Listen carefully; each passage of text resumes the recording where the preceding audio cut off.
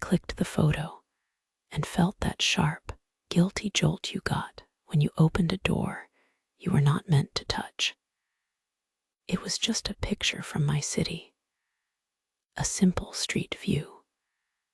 But the moment the page loaded, I saw something that made my stomach tighten, like I had stepped into someone's house in the dark, and realized I was not alone. It started as a normal scroll, a local feed. Someone had posted a picture of the river trail, the same bend where the old bridge cast a shadow over the water. I knew the spot so well that I could almost smell the wet wood and algae through the screen. Out of habit, out of boredom, I tapped the username. I told myself I only wanted to see if they posted more photos from around town. Their profile opened, and the first thing I noticed was the light. Not the kind in the photo. The kind that came through a back window in late afternoon, bright and flat, turning dust into glitter. I had seen that light before. I had stood in it, holding a beer, listening to a man talk like nothing could hurt him. I scrolled once and stopped. There was a patio table in one of the posts. The surface had that same worn pattern, a mark near the edge like a small burn. A cheap outdoor chair sat beside it, and a wind chime hung off to the side. It was not a special setup. It was not even a good picture, but it felt too familiar, like a stranger was wearing my friend's clothes. Then my eyes locked on a hand in the corner of another photo. Only a hand, half cut off by the frame, holding something small and close to the camera. The fingers were thick, the nails short, the skin rough. And there was a ring. It was a simple band, silver-toned, with a dark line that ran through it. It was not expensive, but it was distinct. I had seen it 100 times when he gestured while talking, when he gripped a glass, when he patted my shoulder hard enough to make it sting. That ring made my heart beat faster, because I knew there was no reason I should have been seeing it here. For a few seconds, I stared at the screen without blinking. My mind tried to argue with itself. Lots of people had patios. Lots of people wore rings. But this was not just one thing.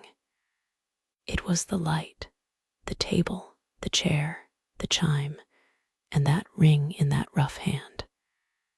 It stacked up until the only answer left felt wrong. This was him. The realization did not feel like learning a fun fact. It felt like being caught. Like I had found a crack in the wall of someone's life and put my eye to it. I could almost hear his voice in my head, that steady, joking tone he used when he did not want anyone to look too close. I imagined him finding out I was here, watching him without permission, and the thought made my throat go tight. I should have backed out. I should have closed the app and forgotten the username.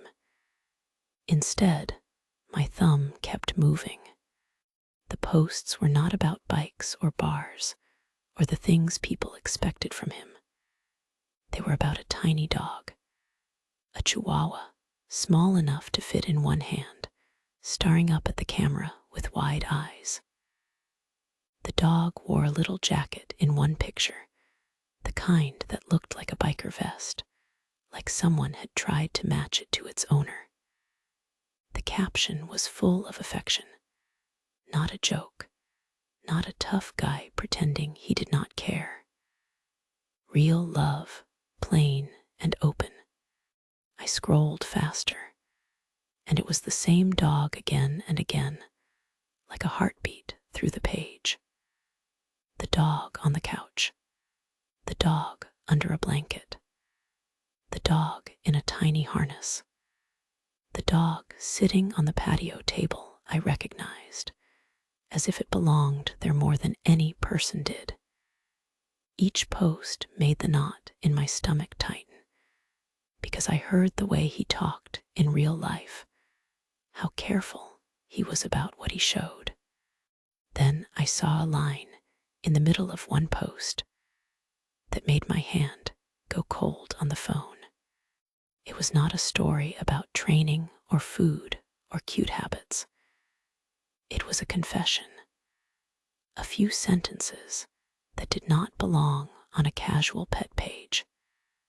Words about a dark time, about nights that did not end cleanly, about the dog being the reason he stayed. The way it was written felt like a door opening into a room that had been locked for years. I stared at that text until the screen dimmed and I tapped it to wake it again. My chest felt tight, like I had inhaled something sharp. I knew, suddenly and clearly, that I was not just looking at cute photos. I was holding a piece of him that he did not hand to me. My thumb hovered over the back button. The sane part of me told me to leave. The other part of me wanted to keep going, to understand what else he had hidden, to find out how far this private life went. And underneath both of those urges was one sick question that kept pulsing louder the longer I sat there. If I messaged him now, would it help him? Or would it destroy whatever safety he built in secret? I had not been his best friend. That was part of what made it feel wrong.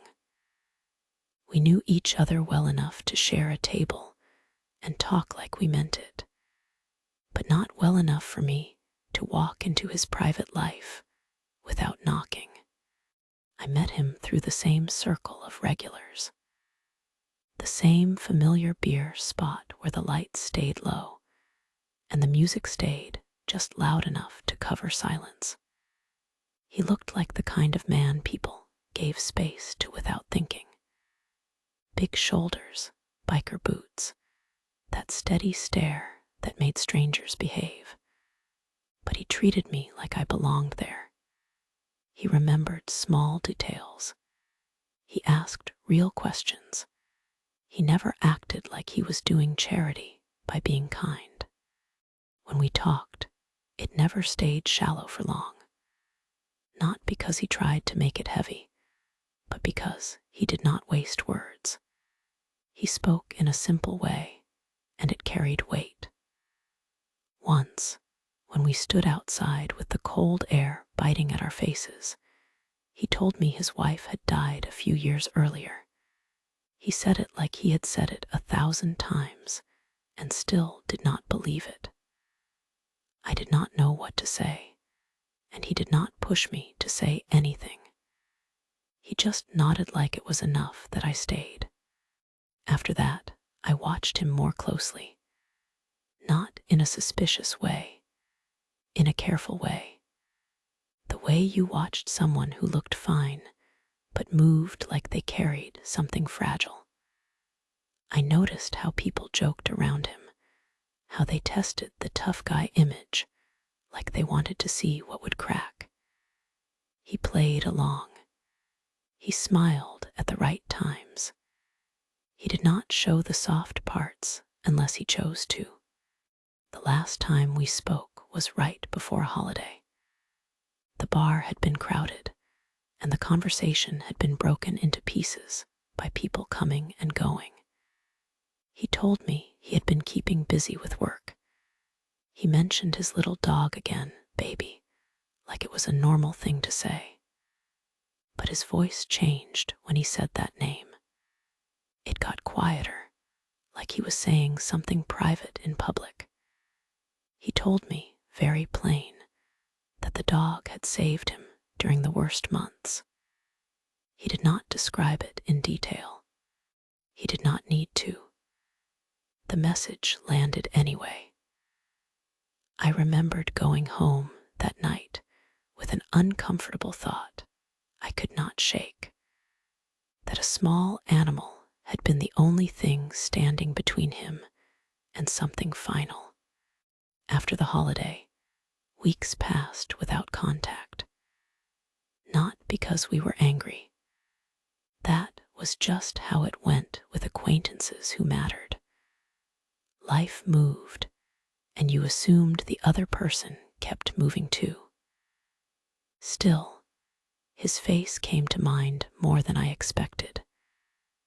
Not the hard look he gave strangers, but the tired look he wore when he thought no one was watching. I had a habit of checking on people, even when it felt awkward. I had learned that silence could hide a lot, and pride could hide even more. But I also believed in boundaries. I knew what it felt like when someone stepped over a line and called it caring. I did not want to be that person. This started as nothing, just a photo from my city. A picture that should have meant nothing to me beyond a quick glance and a familiar skyline. But when I saw it, something tugged at my attention, and my thumb hesitated over the name of the person who posted it. Then I clicked the username anyway. The first thing that hit me on that profile was the size difference. He was a tall, heavy man with the look of someone who did not back down. And the little dog in his photos looked like it could have fit inside one of his gloves. Baby the Chihuahua showed up again and again. In one picture, the dog sat on a wide chest like it owned the place. In another, it peeked out of a half-zipped jacket, warm and calm, like it had done it 1,000 times. The dog's ears stuck up like tiny antennas, and its eyes followed him in every photo, locked on him with the kind of trust people spent years trying to earn. The dog looked small, but the bond looked huge. I had known he had a Chihuahua. He had mentioned Baby at the bar, and I remembered how careful he sounded when he said that name. But seeing the posts made it real in a way his words never had. Online, there was no tough mask. He did not write like a biker trying to be funny. He wrote like someone who needed the world to understand that this tiny animal mattered. Some of the photos were so close that I could see the details of his life without trying. The same patio table, the same corner of the yard, the same worn steps leading down from the back door. It was the kind of background you did not notice unless you had stood there before. Every time I recognized something, my chest tightened because it proved it again. This account was not a stranger's. It was his. I kept scrolling, and the images started to feel like a pattern. Baby on a blanket. Baby wrapped in a towel. Baby sitting in a soft bed placed near a chair, like the dog had a spot close to where he stayed. It was not just pet content. It looked like a routine. Like the dog was not a hobby. The dog was a piece of stability. Then I saw the biker side of it, and it made my throat tighten for a different reason. There were posts where Baby wore a little jacket that looked like a biker vest. Not a real leather one, but a tiny version, cut and fitted like someone had taken pride in it. dog looked serious, like it understood the assignment. In another photo, a small harness sat on baby's chest, and the caption hinted at rides.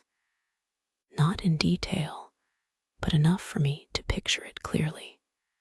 I imagined him on his motorcycle, the engine loud, the wind sharp. I imagined that tiny dog tucked safely against him, inside a jacket or a bag, feeling the vibration through his ribs. The thought was sweet in a way that almost hurt. It was such a strange image to hold in my mind. A man built like a wall, making space for something fragile against his heart. And I also knew exactly why he hid that softness in real life. I had heard the jokes people made. I had seen the looks, not from everyone, but from the loud ones. The kind of people who acted like kindness was weakness, like love had to look a certain way to count. They would look at a small dog and laugh. They would talk about what a real man should own. A big dog, a tough dog, something that matched the image. He never snapped at them, at least not in front of me. He usually just smiled and changed the subject. But I remembered the way his jaw tightened sometimes, like he swallowed something sharp. It was a quiet kind of control, the kind you used when you had already lost too much and you refused to lose more just because someone wanted a reaction. On his profile, there were comments too. Strangers telling him baby was adorable. Strangers calling him a good owner. Strangers praising the little jacket. It was simple kindness, but it landed like proof that there was a place where he did not have to pretend. That was what scared me most about being there. This page felt like a room he went into alone. A place where he could talk gently without anyone in his day-to-day life watching his face. I was not meant to be standing in that room. I was not meant to know his username, or see his hand, or recognize his patio, or read words he might never say out loud at the bar. I scrolled slower, trying to tell myself I was only looking at dog pictures. Like that made it harmless. Like the cute photos were the whole story. Then I noticed something that did not fit. Between the short captions and the jokes about baby's tiny jacket, there was a longer post, more text than usual. The title sounded different. Heavy, not playful, not proud. It looked like the kind of post you wrote late at night when no one could see you.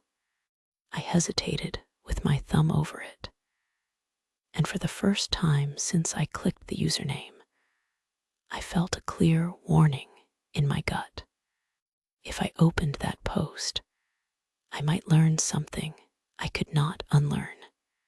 I opened the longer post, and the screen filled with plain text, the kind that did not try to entertain anyone.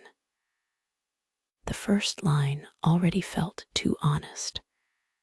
It was not about a funny Chihuahua moment. It was about absence. He wrote about his wife. He did not use dramatic words. That almost made it worse. He wrote like someone listing facts, because feelings were too hard to hold. He said she had been gone for a few years. He said the house still sounded wrong without her. He said he still caught himself turning his head when he heard a noise, like she might have walked into the room. I read it once, then I read it again, slower, because I could not believe I was seeing this from him. In real life, he had told me she died, but he had kept it short. A sentence, a hard swallow, a quick change of subject. Online, he did not change the subject. He stayed there in it, and he let strangers look. The comments underneath were full of soft voices. People wrote things like, "I am sorry for your loss." People told him he was not weak for missing her. People told him to keep going. It looked like a group of strangers forming a wall around him, not to trap him, but to keep him from falling too far. I scrolled down and found another post from a different day, and it made my stomach drop. It was still about Baby, but not in the cute way. He wrote that Baby was not just a pet. Baby was the reason he was still alive. He described a night when the grief had been too loud, when the house had felt like it was closing in. He said he had made a plan. He did not describe it in detail, but I understood it anyway because of how careful he was with the words. Then he wrote about the dog. He wrote that Baby had climbed onto him like the dog could sense something was wrong.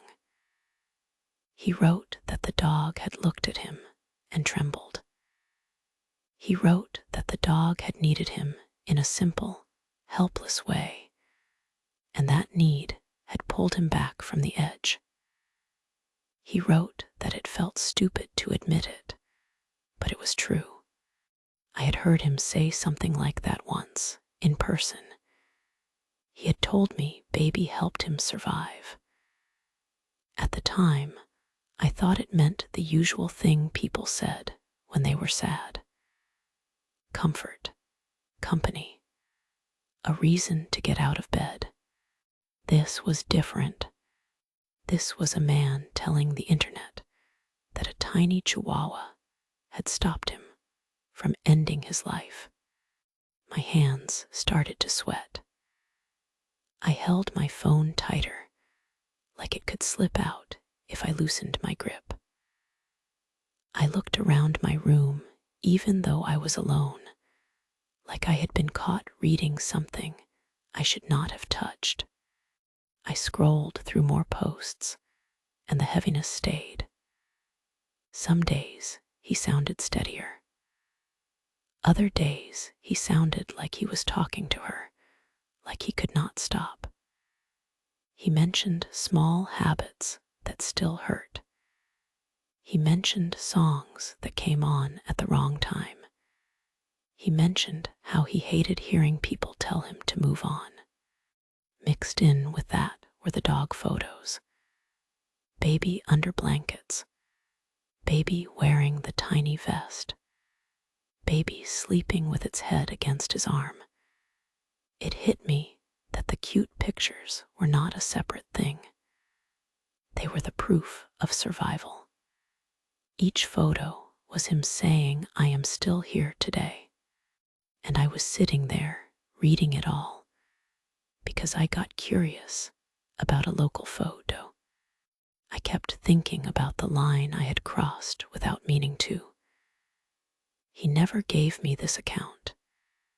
He never said, "Go look at what I write when no one can see me."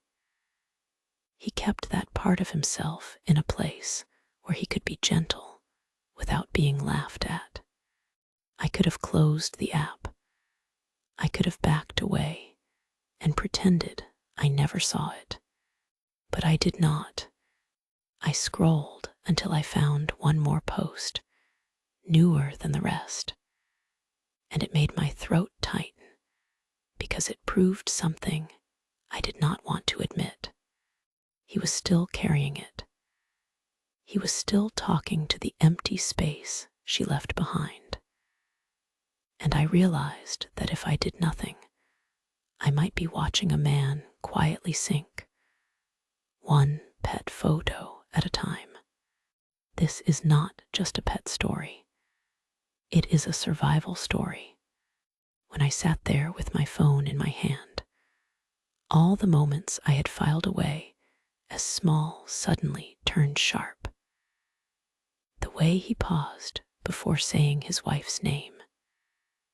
The way he looked past people when the bar got loud, like he listened for a voice that would never call him again.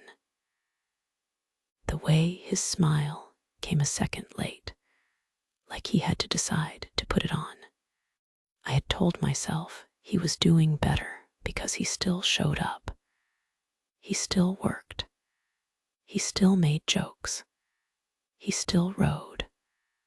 But the posts made me understand something I did not want to admit.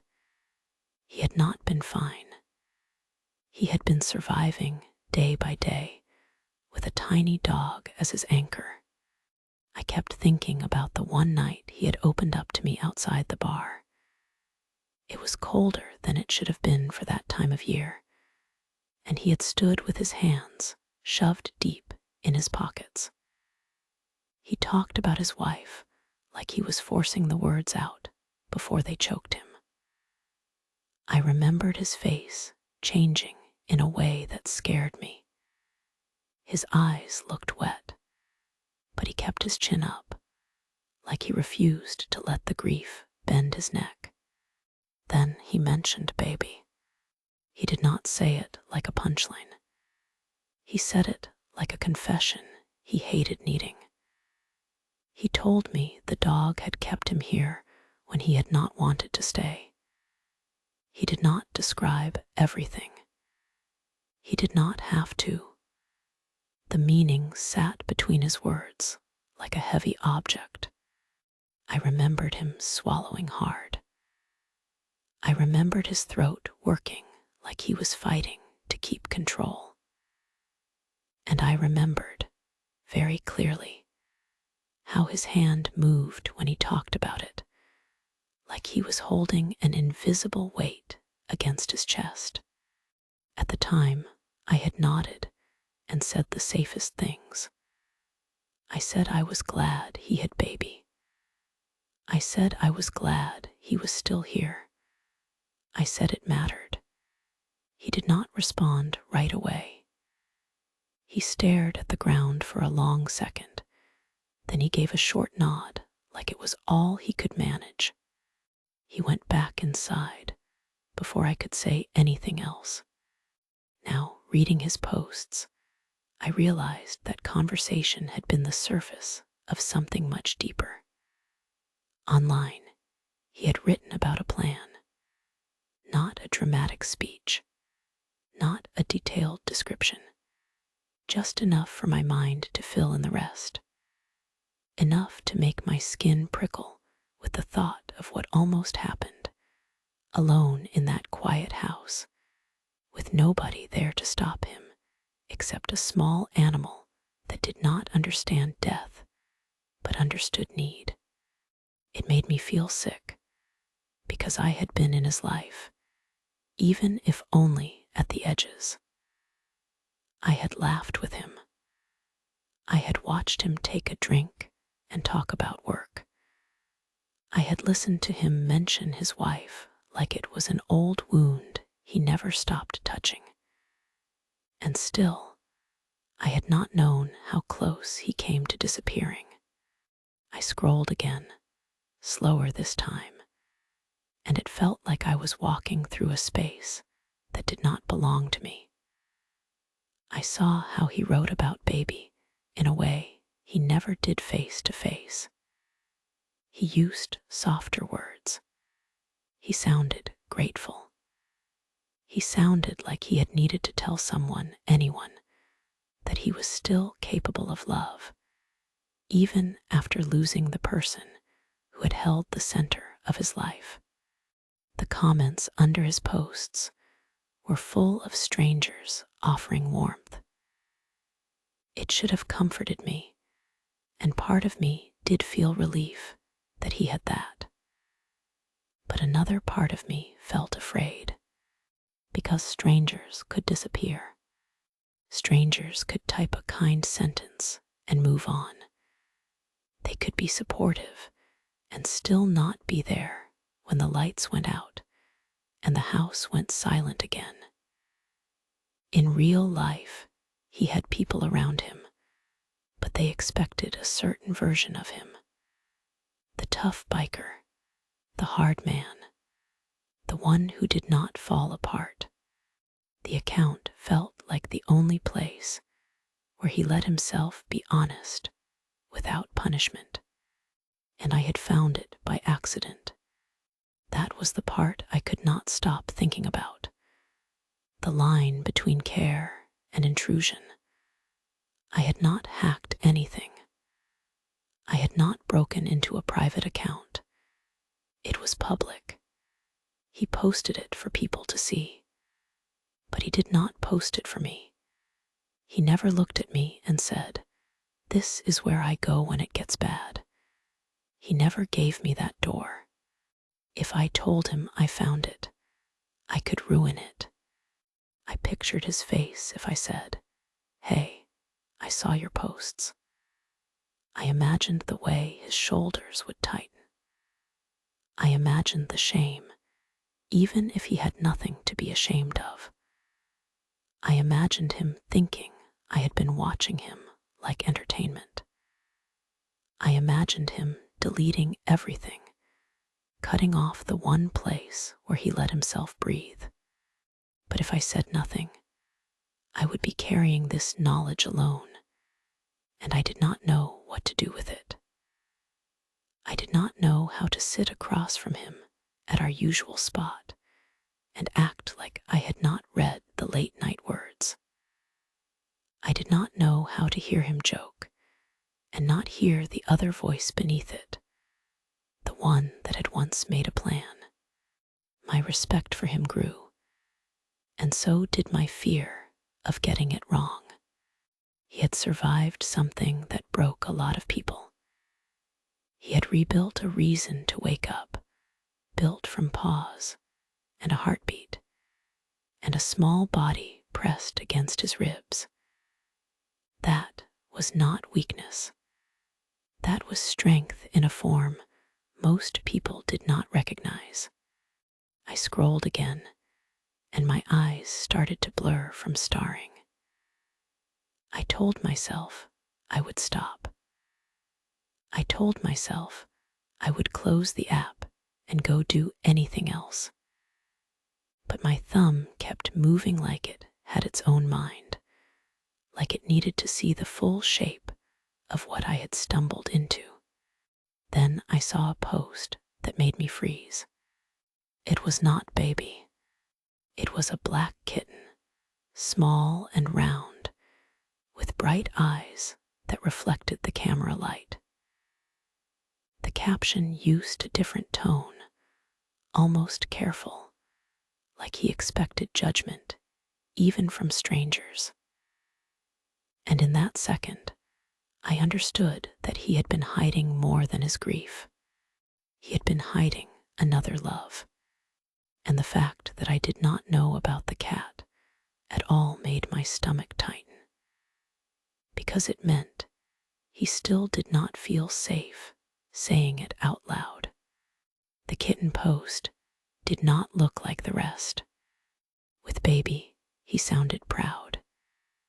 He sounded like he had accepted the love, even if other people laughed.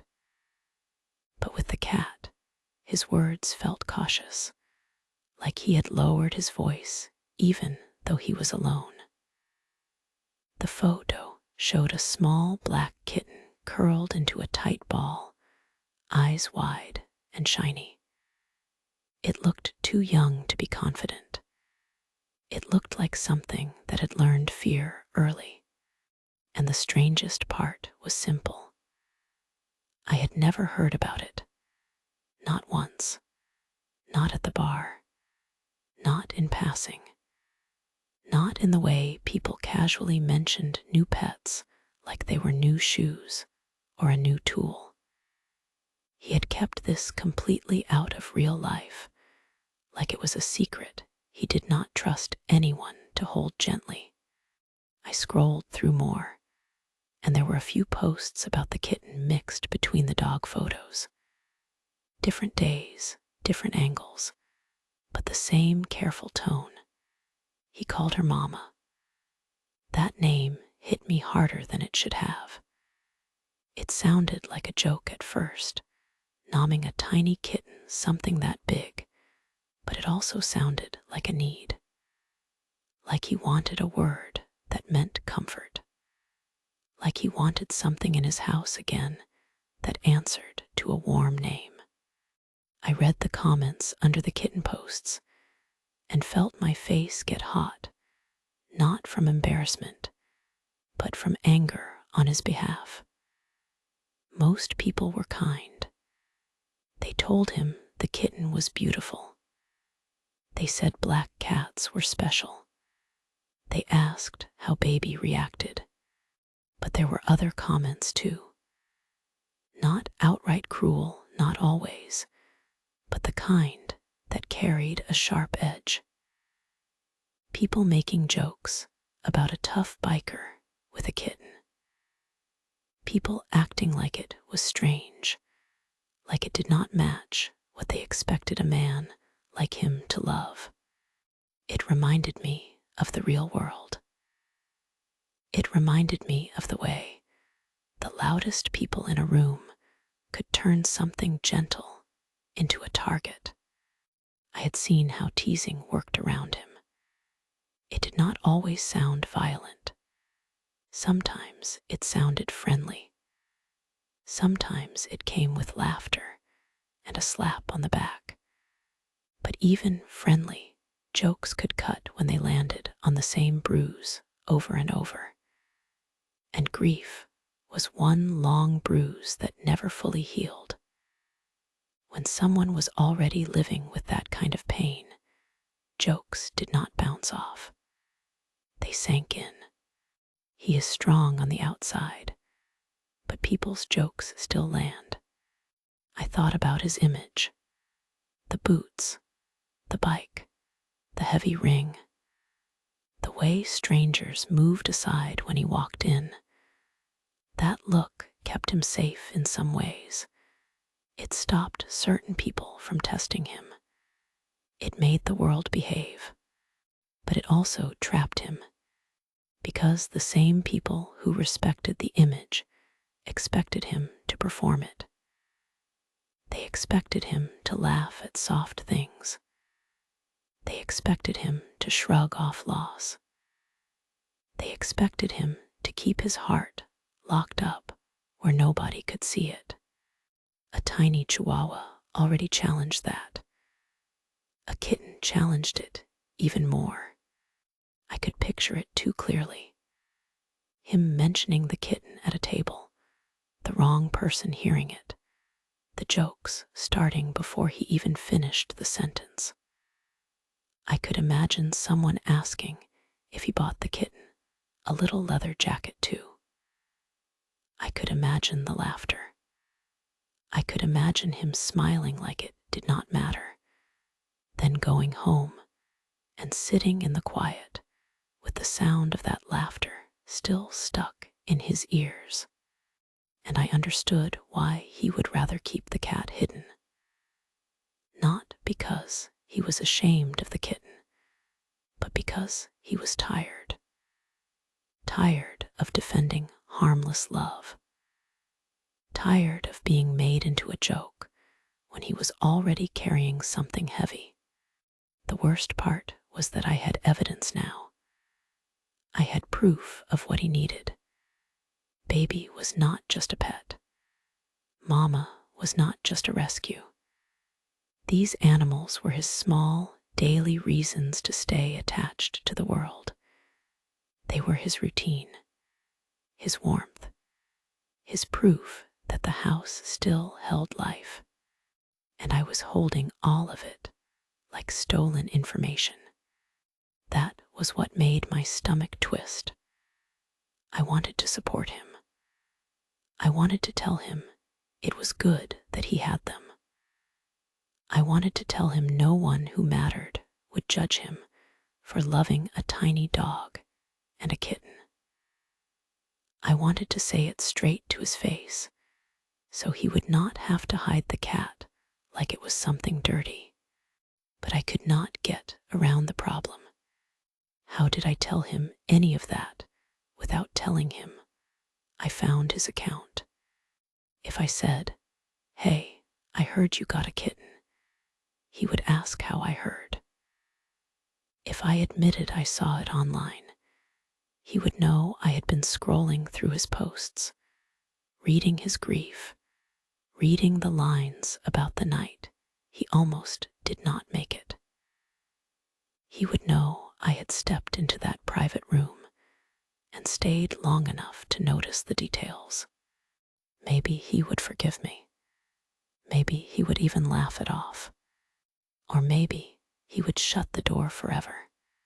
I sat there with my phone, staring at his kitten's face on the screen, and it felt like the kitten was looking back at me, like it knew I was an outsider, like it knew I was hovering at the edge of a man's secret comfort, deciding whether to protect it or touch it.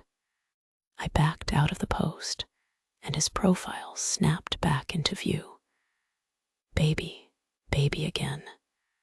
Baby curled against a jacket. Baby asleep in the crook of an arm. Then the kitten. Then more grief. It all blended into one quiet message that made my chest ache. He had been building a lifeline out of small creatures because the world around him did not know how to hold him. I opened my contacts and found his name.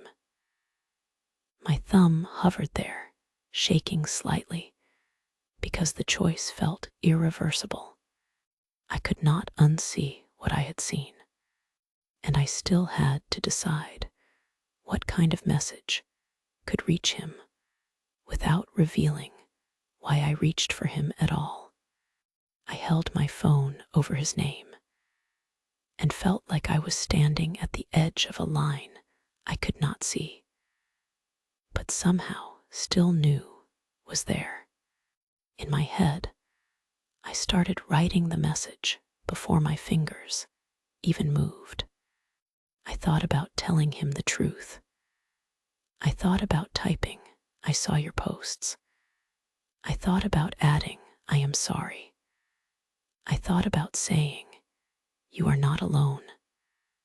I thought about telling him I loved the pictures of baby and that the kitten was beautiful too.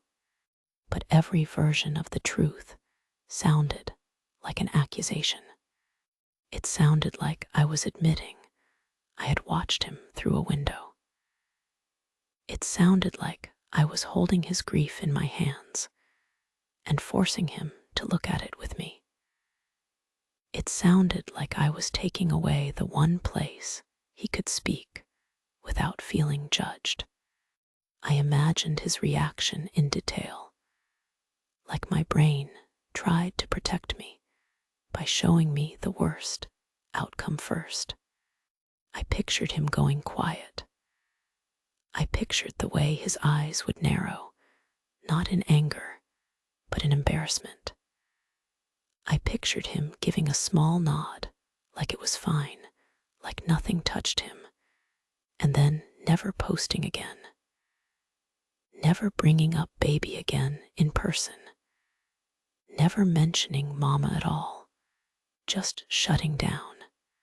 It did not matter that the account was public. He did not share it with me. That was the point. A person could talk out loud in a crowded room and still not expect someone from their real life to replay the words later. He had written those posts for strangers because strangers did not stand across from him at a bar. I opened our text thread and started typing anyway. "Hey man, I saw your dog online." I stopped. That line already felt like poison. It felt like a trap. It felt like I was about to make him feel hunted. I erased it. I tried again. How have you been holding up? That sounded like I knew something. That sounded like I had been counting the days since his last grief post. That sounded like I had read too much, because I had. I erased it too. Then came the one I wanted to send the most, the one that felt honest and safe in my chest. You have nothing to hide. Baby is lucky. The kitten is lucky. Anyone who laughs is stupid. But that would reveal everything. The kitten was the secret. If I mentioned it first, I would be telling him I had been somewhere I did not belong. My thumb hovered over the keyboard while my mind kept building scenes. I saw him reading my message late at night, alone in his house. I saw him turning it over and over, wondering how much I knew. I saw him feeling exposed, like his walls had failed him. I stared at the last post I had seen, the kitten curled up like a comma of black fur, and I felt my throat tighten. It was such a harmless thing to love, such a small piece of warmth, and still he treated it like contraband. That was what decided it for me. I did not need to confess what I had seen.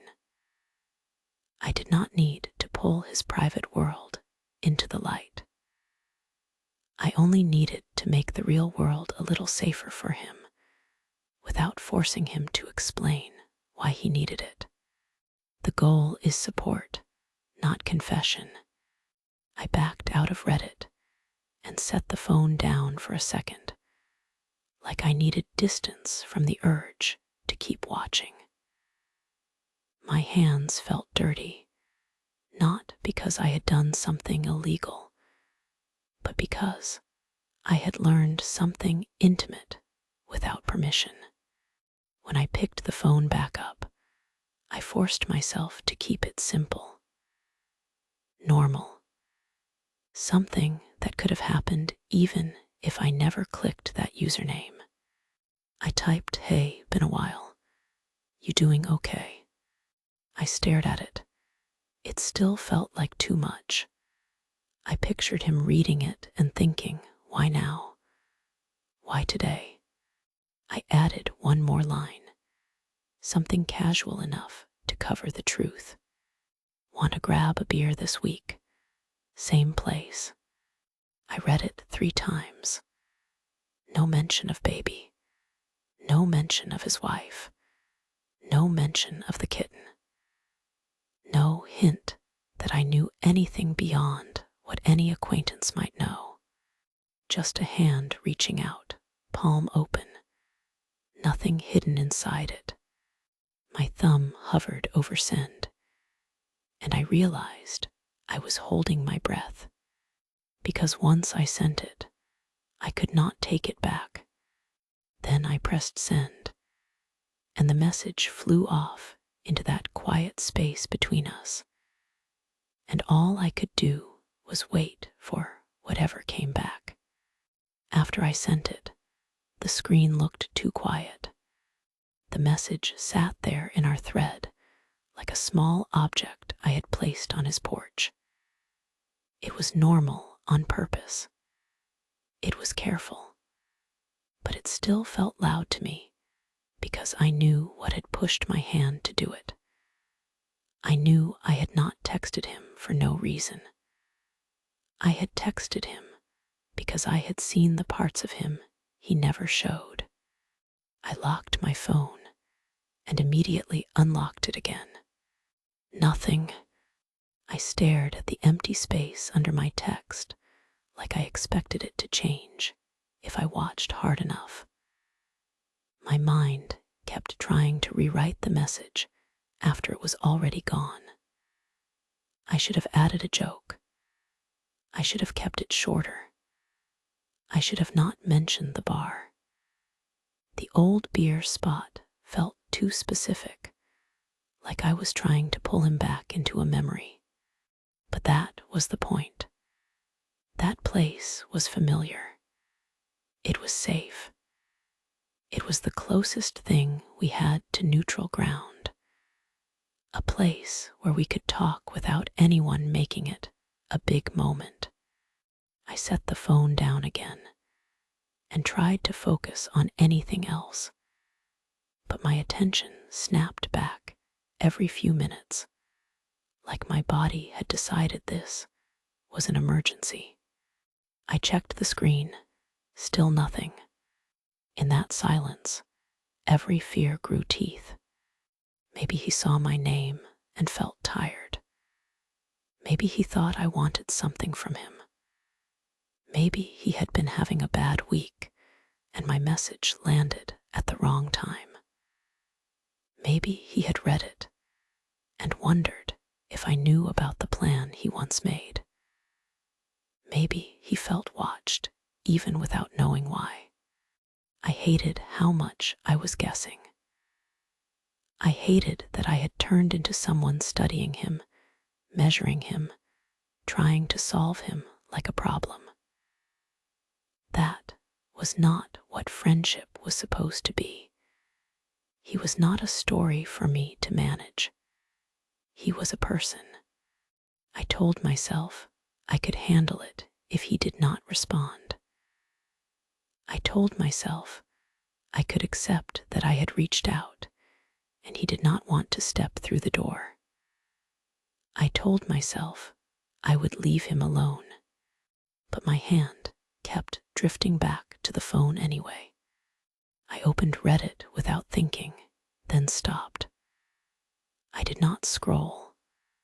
I did not look. I just stared at the app like it was a temptation I had to defeat. Then I closed it. I did not want to be in that private room again. Not tonight. My own reflection looked back at me in the dark screen. Tense, guilty, like I was the one with a secret. I whispered to myself what I had planned, like saying it out loud made it true. No mention of Reddit, no pressure, just a door left open. Minutes passed in a slow crawl, the kind where you started counting time without meaning to. I told myself he had a job. He had a life. He was not sitting with his phone waiting for me. Then my screen lit up. His name appeared at the top, and my heart kicked hard enough that it almost hurt. For a second, I did not open it. I just stared at the notification, afraid the words inside would be cold, afraid it would be polite rejection, afraid I would hear his walls slide back into place. I tapped it. A reply loaded, and the first line already felt warmer than I expected. He said, "Hey, brother. Been meaning to hit you up too." I swallowed, because the simple friendliness hit me like a relief I had not earned.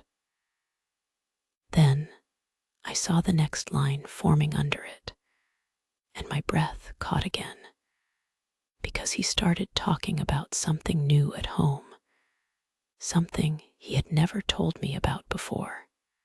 The rest of his message came in as a block, like he had been holding it back, and my text finally gave him a reason to let it out. He said he was doing all right. Busy, tired, but all right. Then he wrote, and I could almost hear him clearing his throat before typing it. I ended up with another animal. My chest loosened so fast, it almost made me dizzy. He did not ask why I was checking in. He did not act suspicious. He did not make me explain myself.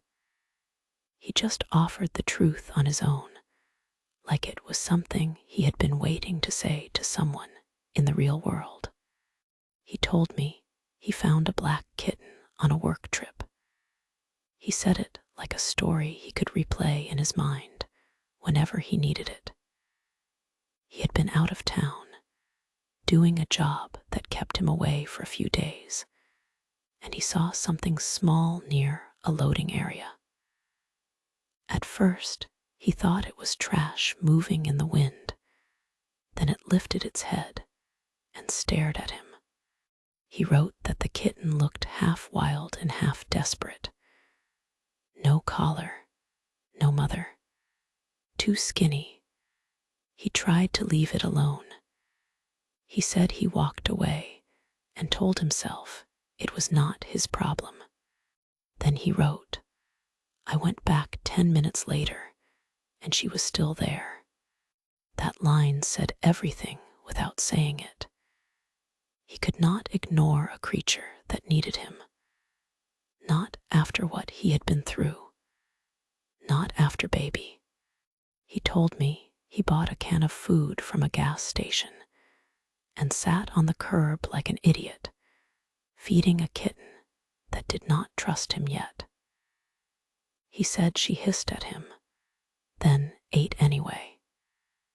He said she followed him at a distance, like she wanted to come, but refused to admit it.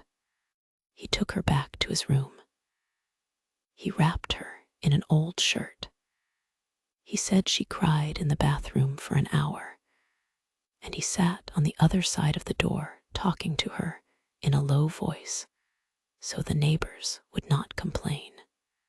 Then he wrote, "I brought her home. Could not leave her there." I stared at those words and felt my eyes burn. Not because it was sad, because it was proof of a heart that still worked. After that, he wrote her name, Mama. He added a quick line like he expected me to laugh. I know, dumb name for a tiny cat. I did not laugh. I felt something tighten in my throat again, because I had seen that name online, and I had wondered what it meant. Now he was telling me, not the internet, me. He explained it in his own rough way. He said his wife used to call him Mama sometimes, not because it made sense, but because it made her smile. He said she would give him this look when she said it, the side look she used when she was teasing him, but also loving him. He said that look used to break him down in the best way, like it pulled the hardness out of him for a second. He did not write a long speech about missing her. He did not need to. The memory did all the work. That one small detail felt more personal than anything else he had said. Then he wrote that the kitten started following baby around like baby was the boss of the house. He wrote that baby acted confused at first, then started letting the kitten sleep near him. He wrote that it was strange how fast the house felt less empty when there were two little lives moving through it. I read those lines and felt a slow relief settle into my bones. He did not need to be pushed. He was ready to share. He ended the message with the practical part. He said he was down for beers. He suggested Thursday. He named the old spot without me having to remind him, like he had already pictured it too.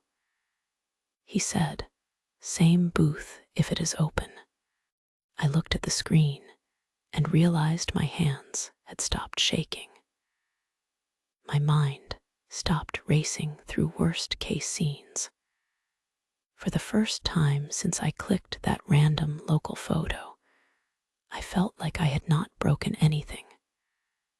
I had not forced him into the open. I had just left the door cracked and he walked through it with his own story. I typed back fast before I could overthink. I told him Thursday worked. I told him I was glad he grabbed the kitten. I told him Mama was a great name. I kept it simple, the way he needed it. When I hit send, I waited for the usual spike of fear. It did not come. Instead, I sat there thinking about his wife's side look, that private little glance that still lived in his mind. I thought about how he carried her into new love without betraying the old. I thought about baby, and now Mama, and how he sounded almost proud. And then, like a cold draft under a door, another thought slid in. People could sound okay in a text. People could sound steady for a week. People could tell a sweet story and still be fighting something when the night got quiet. I stared at his last message again and wondered which version of him I would meet on Thursday. The one who was healing, or the one who had simply learned how to hide the worst parts better. After he told me about Mama, I should have felt finished, like the situation had resolved itself in the cleanest way possible. But I did not feel clean. I kept thinking about how I found him in the first place. One local photo, one bored click. Then suddenly, I had his grief in my hands. I had read words that were never meant for my eyes. It did not matter that he posted them in public. In my gut, it still felt like I had listened at a door. And I knew this was not just my problem. This could happen to anyone now. People posted pieces of their real life online without expecting someone from work, or the neighborhood, or an old friend to connect the dots. A small click could create a big responsibility. That was the dilemma that kept circling my mind. If I admitted I found his Reddit, I risked humiliating him. I risked taking away the one place he spoke freely. I risked making him feel like loving baby and Mama was something he needed to defend. But if I stayed silent, I carried this extra knowledge into every conversation with him. I would sit across from him at a booth and hear two versions of him at the same time. The public man and the private one. The strong voice and the scared one. And what scared me most was the part I could not undo. I had already read it. I could not put the words back inside his mouth. I kept imagining how other people would judge this if they knew. Not him, other people. I imagined posting the situation online, not with his name, not with details that could point to him, but with the question that would not leave me alone. If you found a friend's account by accident and saw their pain, what would you do? Would you tell them you saw it, so they knew they were not alone? Or would you pretend you never saw anything to protect their dignity? I imagined the responses so clearly that it felt like I had already read them. One group would say, I crossed a line the moment I kept scrolling. They would say it was none of my business. They would say grief posts were not an invitation. They would call it snooping, even if the door was open. They would warn that I could damage him by letting him know his real life had found him there. They would say leave him alone. Let him have his space. Another group would say the opposite. They would say real friendship meant showing up. They would say, if I saw signs of danger, I had a duty to reach out.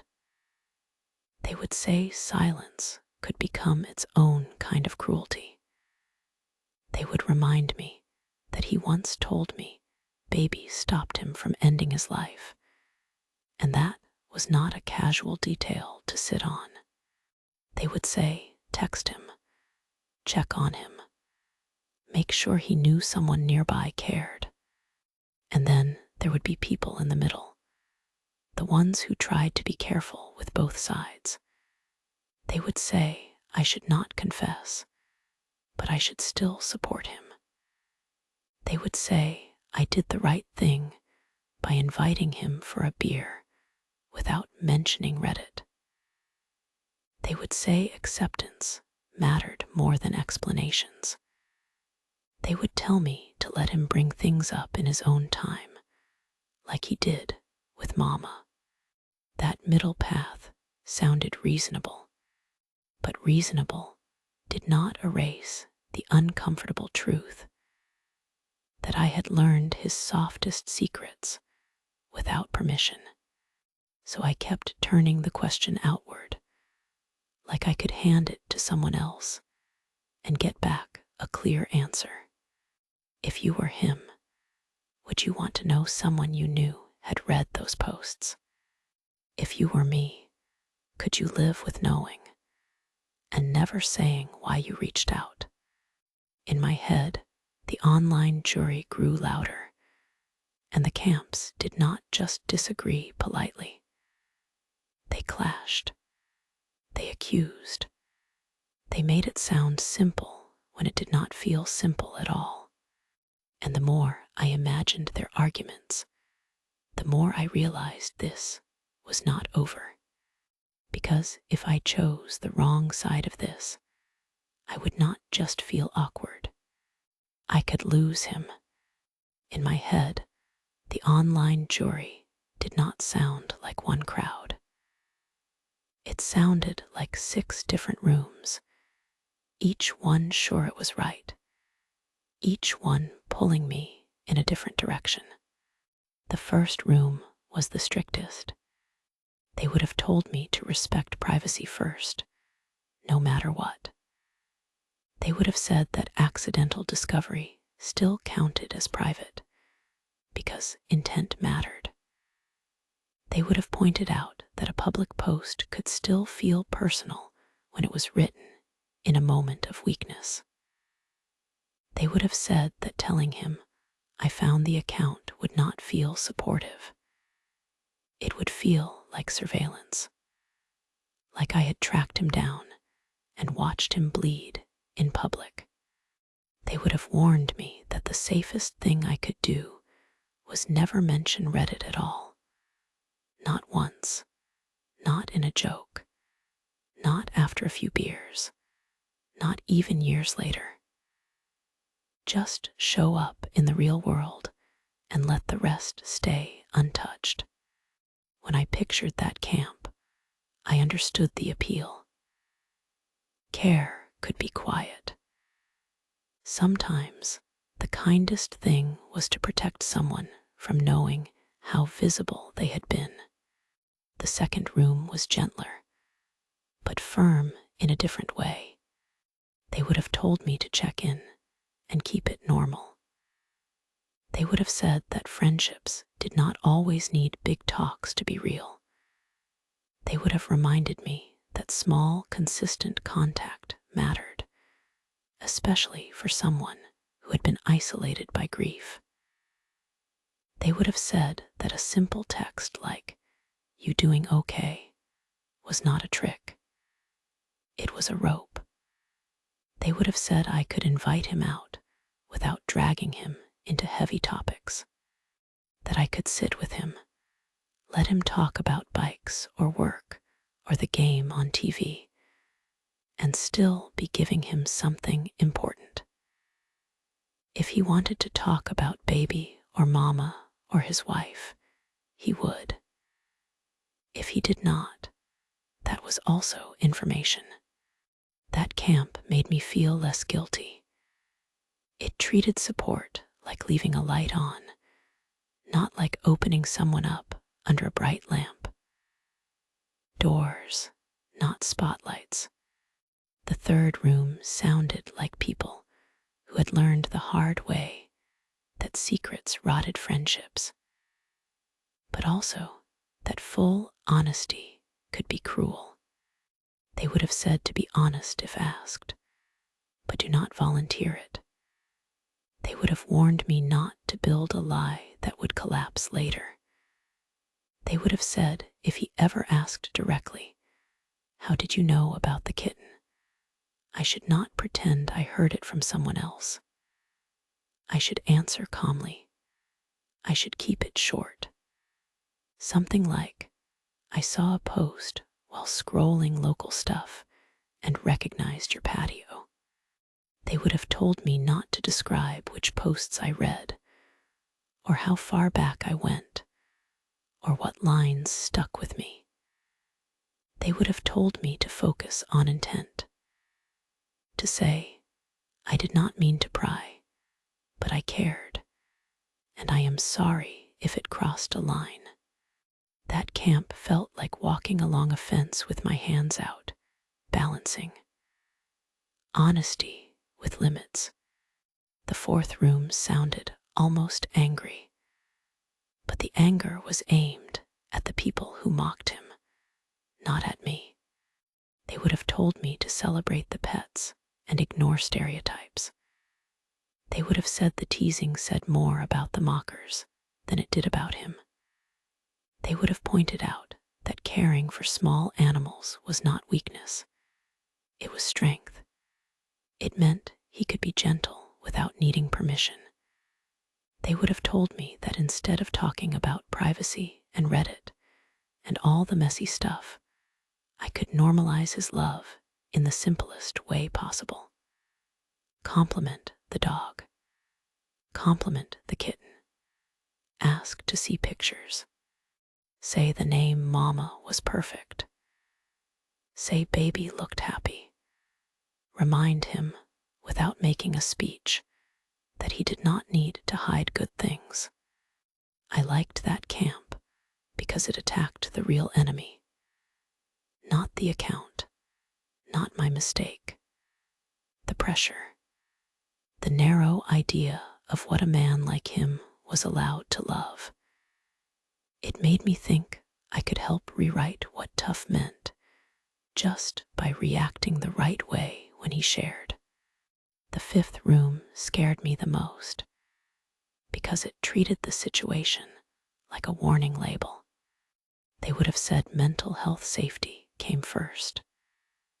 They would have reminded me that he had already told me, in real life, that baby stopped him from following through on a plan to end his life. They would have said that was not a dramatic story. It was a survival detail. They would have argued that any past plan had to be taken seriously, even if he seemed better now. They would have told me to keep him connected to people, not just pets, to keep inviting him out, to make sure he had real voices around him, not only strangers online. They would have said that if he ever sounded unsafe again, if his messages got dark, if he started giving things away, if he talked like he was saying goodbye, I should urge him to get immediate help from local services or a trusted contact who could reach him fast. That camp made my stomach knot because it turned my curiosity into something heavier. It reminded me that this was not only about hurt feelings. There were stakes under the surface that I did not want to say out loud. Kindness could include urging real-world support, even when it felt uncomfortable. The sixth room sounded like people who were tired of other people turning everything into a confession scene. They would have told me not to make it about me. They would have said a dramatic admission like, "I found your account, and I feel so guilty," would dump emotional work onto him. It would demand that he comfort me for my discomfort. It would force him to manage my feelings on top of his own grief. They would have warned me not to use him as a place to clean my conscience. They would have told me to stop framing it as my crisis and start framing it as his comfort. If the goal was to support him, then my guilt did not get to take center stage. That one hit me hard because it was true. Support was not a performance. It did not need an audience, and it did not need a speech. When I let all 6 rooms talk in my mind, I noticed something that did not feel like comfort, but did feel like clarity.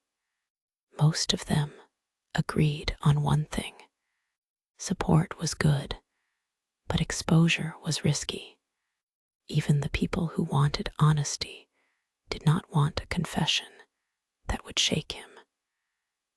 Even the people who wanted privacy still wanted me to show up for him in real life. Even the people focused on mental health still did not necessarily want me to say, "I read your posts." Like that was the only way to care. The disagreement was not about whether I should care. It was about what caring looked like when someone's private pain was sitting in plain sight. And sitting in the middle of all of it was the only moment that mattered now. Thursday night. The old beer spot. Same booth if it was open.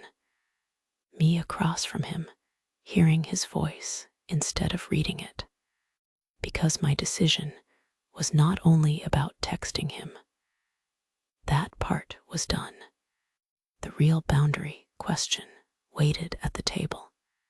If he talked about Mama, I could smile and say she sounded perfect and ask for pictures. If he talked about Baby, I could tell him the dog was lucky and mean it. If he talked about his wife, I could listen and not rush to fix it. I could do all of that without ever touching Reddit. But what if he looked at me after a beer or two and said, "Why did you text me now?" What if he got quiet and asked, "Did you see something?" What if he gave me that rare opening, the kind that did not come often with men like him, and the truth was sitting right behind my teeth? I kept hearing the camps argue as I imagined his face across the table, and one question kept getting sharper every time I asked it. When I finally met him for beers, did I keep the secret forever? Or did I risk everything by admitting how I found him? Thursday stayed on my screen like a promise I did not want to break. He and I had a plan. Same beer spot, same booth if it was open. He had said it like it mattered, like returning to something familiar did not make him weak. It made him human. After his texts about Mama, I felt something I had not felt while I was scrolling his posts. Relief, yes, but also happiness. The simple fact that he wanted to talk about a kitten and that he wanted to talk to me felt like a small win against a heavy thing that had been sitting on his shoulders for years. It also made me look at my own fear differently. I had been so afraid of crossing a boundary that I almost did nothing. I almost let the discomfort of my accidental discovery become an excuse to stay quiet. And the truth was, my silence would have protected me more than it protected him. I kept thinking about the way people had mocked him, not directly in front of me, but enough that he still carried it, like a warning, like a rule he had learned. Big man, big bike, tough jacket, so he had to hide a tiny dog in a biker outfit. He had to keep a kitten quiet like it was embarrassing. That part bothered me more than the Reddit account, because it showed how shallow judgment worked. It did not just hurt in the moment. It trained people to hide joy. It trained them to lock up softness and act like they did not need comfort. And then grief came, and the world expected them to handle it alone. I knew he was not alone because he had baby. Now he had mama too. But I also knew what that kind of comfort could look like from the outside. People saw pets as a hobby, a distraction, something cute to post. They did not always see the deeper truth, that an animal could be the reason a person got out of bed, ate food, answered a call, stayed alive. He had told me once that baby stopped him from following through on a plan. He did not describe it like a dramatic confession. He said it like a fact he still could not fully believe. Like he was almost embarrassed to admit he got saved by something so small. Now he had another small thing in the house, and I hoped, more than I wanted to admit, that Mama did not just make him smile. I hoped she made the nights quieter. I hoped she filled up the silence that used to push in on him after dark. But hope was not the same as certainty. Text messages could sound warm, while the person behind them felt hollow. People could tell a sweet story and still have bad thoughts waiting for them later. People could laugh at a bar and still go home to a house that felt too big. That was the part that kept me awake. I had seen his private words. I had seen how grief looked when he stopped performing for the world. And even though he sounded better now, I could not unlearn what I learned. I could not pretend that pain like that just disappeared because a week felt good. So I held onto one simple idea, the one that felt true no matter which side of the debate I imagined. Sometimes the best support was simply showing up, not with a speech, not with a confession, not with a spotlight aimed at his private life, just showing up, sitting down across from him, letting him talk, letting him be proud of a kitten he rescued and a dog that loved him hard enough to keep him here. And still, even with that plan, the question stayed sharp. I had not told him I found the account. I had not mentioned Reddit. I had not said, I saw what you wrote when you thought no one you knew would ever read it. Part of me believed that was the right choice. Part of me believed it was also a secret that might follow me into that booth, heavy in my pocket, waiting for the wrong moment to fall out. I did not know if I would ever tell him.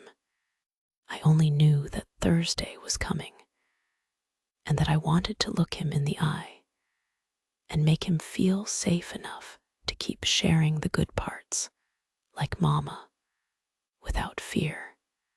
And I wondered what you would have done in my place if you had found a friend's private account by accident and you had read things that felt too personal to know, what would you have done next? Would you have kept it quiet and supported them without saying why? Or would you have admitted the truth and risked making them feel exposed? I also wanted to know which side you would have agreed with and why, because I still did not feel fully sure. All I knew, as Thursday got closer, was that he sounded like he was in a good place, and I had learned the hard way that sounding okay and being okay were not always the same thing.